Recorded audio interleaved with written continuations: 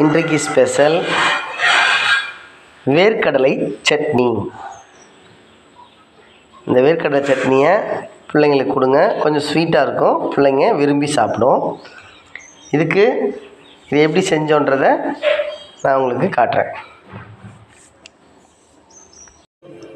வேர்க்கடலை சட்னி அரைக்க தேவையான பொருட்கள்: வேர்க்கடலை தேவையான அளவு,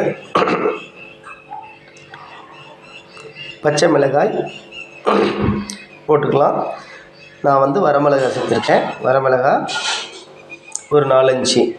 நீங்கள் எவ்வளோ வேர்க்கடலை போடுறீங்களோ அது ஸ்வீட்டாக இருக்கிறதுனால மிளகாய் கொஞ்சம் ஒரு 4-5 மிளகாய் போட்டுக்கலாம்.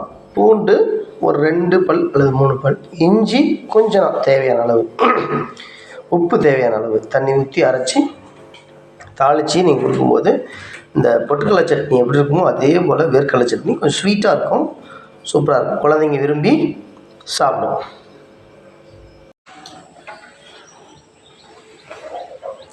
எப்படி பாருக்கு வேர்க்கடலை சட்னி? ஓகே. இதை நம்ம தாளிக்கிறதுக்கு பார்த்திங்கன்னா கருவேப்பிலை இல்லை, அதனால் நாங்கள் முருங்கைத்தலையை போட்டு என்ன பண்ணியிருக்கோம், தாளிச்சிட்டோம். ஓகே, இதான் அந்த சட்னி. ஓகே, சமைச்சி சாப்பிடுங்க. நல்லாயிருக்கு. எப்படி இருக்குன்னு கமெண்ட்டில் சொல்லுங்கள். Thank you, bye, God bless you all.